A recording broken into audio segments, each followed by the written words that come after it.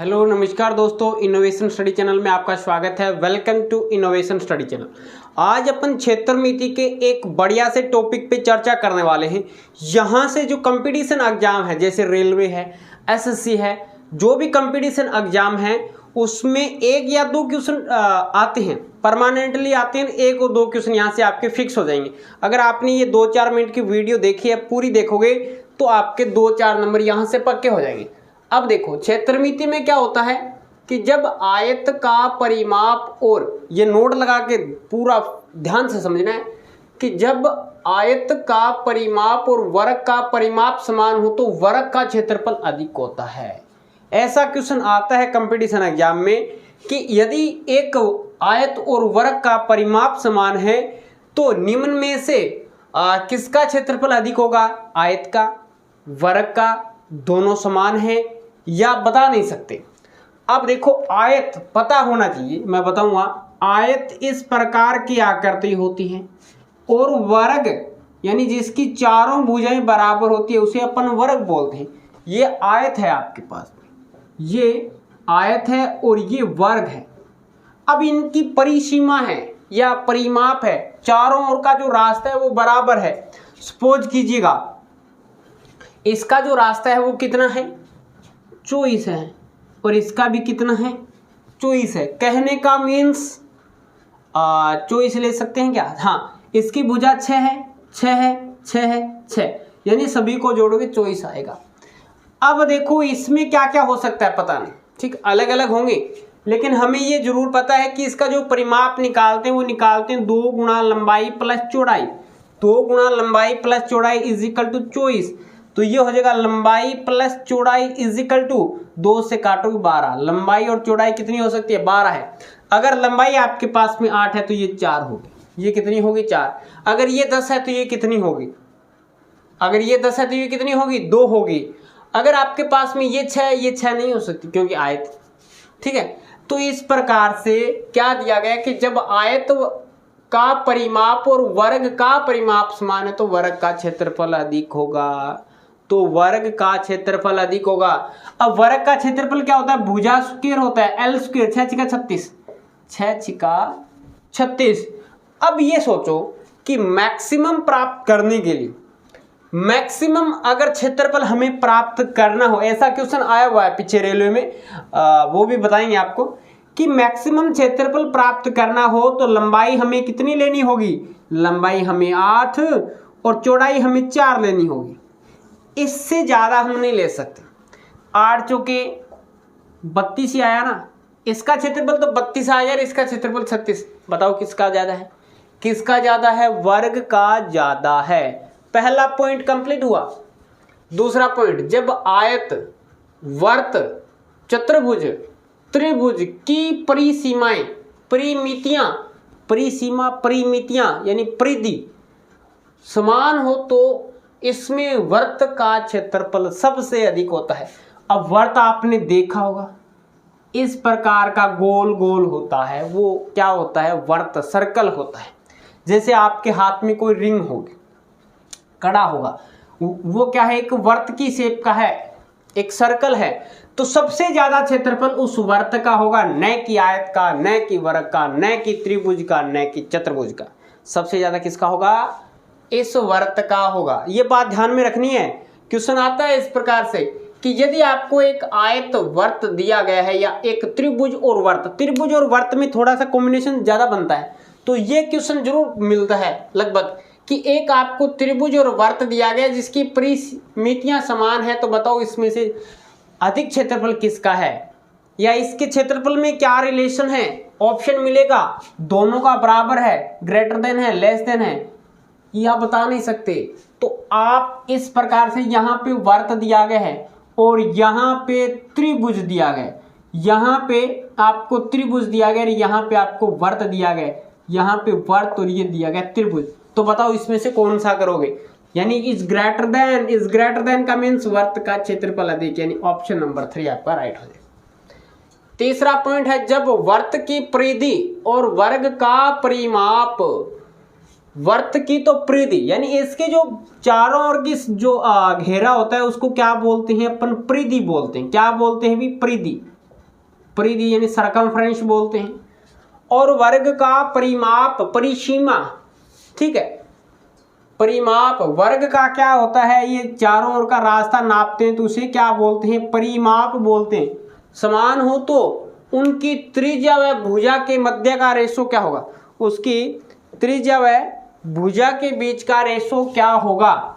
अब इसने दिया 7:11 होगा, इसके बीच में अनुपात क्या होगा, 7:11 का अनुपात होगा। ये भी बहुत बढ़िया बात है। आपको दिया गया है एक वर्त और एक दिया गया है वर्ग, एक क्या दिया गया, इसकी भुजा x जो भी है x मान लिया आपने, और इसकी जो त्रिज्या क्या है, ये कितनी है, y है। त्रिज्या कितनी है, सपोज करो x, अब इसके बीच में 2πr इसका मान, और इसकी परिमिति कितनी है, 4 गुना भुजा, 4 गुना भुजा। अब मानो इसकी जो त्रिज्या है वो कितना है, x है, इसकी जो त्रिज्या है वो कितना है, x है, और यहाँ से इसका जो साइड है वो कितना मान लिया अपन ने, x मान लिया, तो इसका जो परिमाप होगा वो कितना होगा, 4x होगा। कितना होगा, 4x होगा। x से x काट दीजिए, x से x काट दीजिए, इसने बोला है 7:11 होगा। कितना होगा, 7:11 होगा। तो देख लो, 2 गुना पाई का मान है 22/7 इजिकल टू कितना है, 4। भी इसका वर्ग का परिमाप निकालते हैं, 4 गुना भुजा, इसका होता है 2πr, जबकि इसने जो परिधि और परिमाप बराबर देखा है, अपन बराबर लेके चले, इसको काटोगे ये कितना हो जाएगा, अभी ये इस साइड में जाएगा तो ये तो हो जाएगा 2 गुना 22, और ये भाग में है इधर जाएगा तो 7 गुना 4 हो जाएगा, 7 गुना 4। इसको काटो, 2 एकम 2, इसको काट दो 2 से कट जाएगा, इसको काटो 2 एकम 2, 11 दूनी 22, क्या आ गया, 11/7। 11/7 कहने का मीन्स कितना अनुपात आ गया, हमें वर्त को ऊपर लेना है, वर्त को ऊपर लेना है, वर्ग को नीचे लेना है। वर्त को ऊपर लोगे तो देख लो कितना आ जाएगा, इसके भाग में लगा दो भैया, इसके भाग में लगा दो 7/11 यानी 7:11 आ गया। ये मैंने आपको प्रूव करके भी बता दिया है कि क्या होगा, 7:11 का अनुपात होगा उनकी त्रिज्या व भुजा में। इसकी त्रिज्या तो होगी 7x और इसकी भुजा होगी 11x। कितनी होगी, 11x होगी। ये इसकी भुजा और त्रिज्या के बीच में रिलेशन। अगर यही बात बोली जाए कि जब वर्त की परिधि और वर्ग का परिमाप समान हो तो इसकी त्रिज्या व भुजा के मध्य संबंध तो दे दिया आपको, लेकिन उसके क्षेत्रफल के मध्य क्या संबंध होगा, क्षेत्रफल के मध्य क्या संबंध होगा, 14:11 का होगा। क्या होगा भाई, 14:11 का होगा। आप देख सकते हैं इसका क्षेत्रफल क्या होता है, πr², πr², r की जगह आप x ले रहे हो तो x का स्क्वायर, और इसका क्षेत्रफल कितना होता है, x का स्क्वायर होता है, भुजा स्क्वायर, यही होता है क्या। हाँ, तो इसके क्षेत्रफलों के मध्य क्या अनुपात हो जाएगा, क्षेत्रफल के मध्य क्या अनुपात हो जाएगा, आप निकाल सकते हैं, 14:11 का अनुपात होगा। ये आपको बात थोड़ी ध्यान में रखनी कि क्षेत्रफल के मध्य अनुपात होगा 14:11 होगा। लास्ट पॉइंट है इसका कि वर्ग के विकर्ण पे बना वर्ग पहले वर्ग के क्षेत्रफल का दुगना होता है। अब ये क्वेश्चन भी आया हुआ है, इन सभी के बेसिस पे क्वेश्चन आते हैं एग्जाम में, क्योंकि जो अब फिलहाल जो कंपटीशन एग्जाम होता है उसमें क्वेश्चन की संख्या ज़्यादा होती है, टाइम कम होता है, तो वहाँ पे कैलकुलेशन के क्वेश्चन न दे के ज़्यादा इस प्रकार के मेंटल एबिलिटी के क्वेश्चन मिलते हैं कि एक ये बात सभी ने अगर अच्छे से पढ़ी है तो कोई दिक्कत नहीं, वहाँ पे कैलकुलेशन करने की आवश्यकता नहीं। ये होता है वर्ग का विकर्ण, इस वर्ग के विकर्ण पे आपने कोई वर्ग बना दिया, आपने कोई वर्ग बना दिया और ये वर्ग ये बन गया, सपोज करो ये वर्ग बन गया, इसकी जो भुजा है वो a है, ये a है। आपको पता है कि वर्ग का जो विकर्ण होता है भुजा का √2 गुना होता है, √2 गुना होता है, तो ये भी √2 गुना a, ये भी √2 गुना a, ठीक है, और ये भी √2 गुना a, और ये भुजा a, ये भुजा a। अब देखो इस छोटे वर्ग का क्षेत्रफल क्या होगा, 4 गुना भुजा होगा, 4 गुना भुजा होगा। लेकिन अब अगर आपको बोल दे कि बड़े वाले वर्ग का क्षेत्रफल निकालिए तो क्या होता है, भुजा का स्क्वायर होता है रूट 2a का होल स्क्वायर करना है, तो इसका होल स्क्वायर कितना होगा, 4 कर दिया गया, ये होगा भुजा स्क्वायर। इसका देख लो क्या होगा, भुजा स्क्वायर होता है, भुजा कितनी है a का स्क्वायर किया a स्क्वायर ही आएगा, वो मैंने परिमाप लिख दिया। अब यहाँ पे देखिएगा रूट 2a का स्क्वायर, रूट 2 का स्क्वायर 2 और a का स्क्वायर a। अब यही बात बोली थी ना कि पहले वाले वर्ग के क्षेत्रफल का दुगना होता है, इसका a स्क्वायर और इसका 2a स्क्वायर दुगना है ना।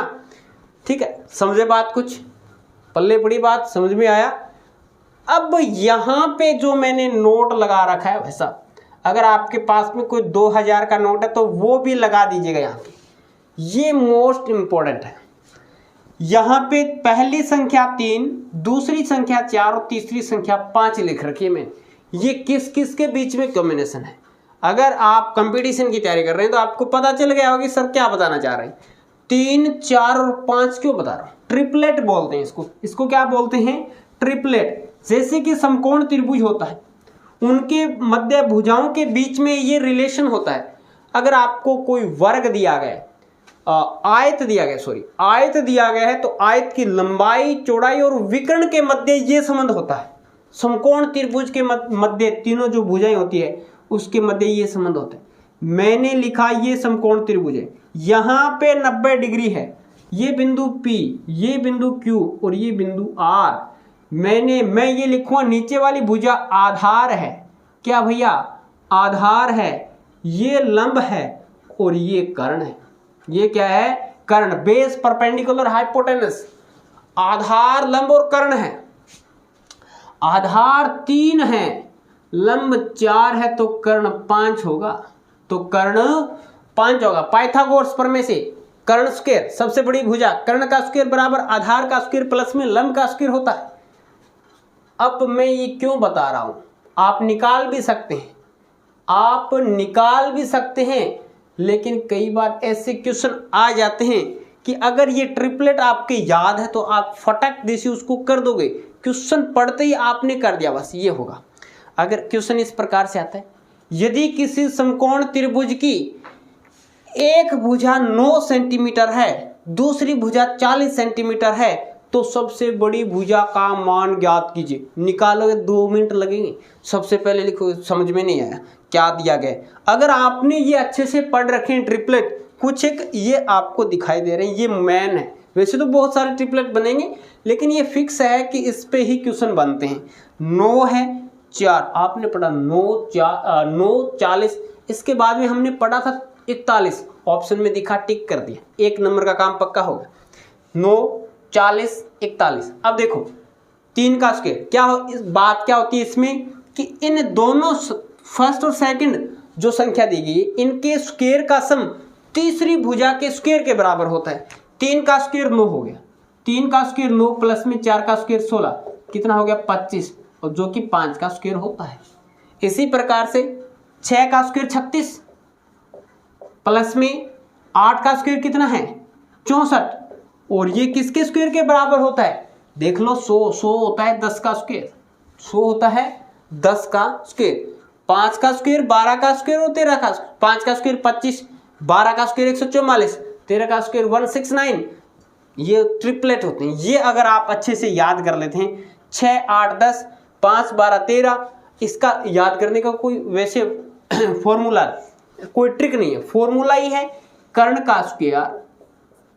का स्क्वायर बराबर आधार का स्क्वायर प्लस में लंब का स्क्वायर। इस फॉर्मूले से आप याद भी कर सकते हैं, लेकिन आपने अगर मुख्य जुबानी याद कर रखा है 5 12 13, 8 15 17, 9 12 15, 7 24 25, 9 40 41 और 18 24 30।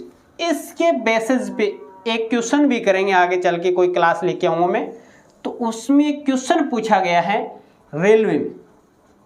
रेलवे में एक क्वेश्चन पूछा गया इसके बेसिस पे। अगर आपको ये अच्छे से याद हो जाएंगे तो आपके 1-2 नंबर यहाँ से हो जाएंगे और 1-2 नंबर यहाँ से हो जाएगी। ये आपके लिए रामबाण क्लास रहेगी। समझ में आया कुछ?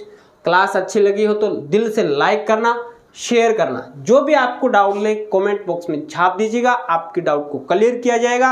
आज की क्लास में इतना ही पढ़ेंगे, नेक्स्ट क्लास में मिलेंगे कुछ नए के साथ। जय हिंद, जय भारत।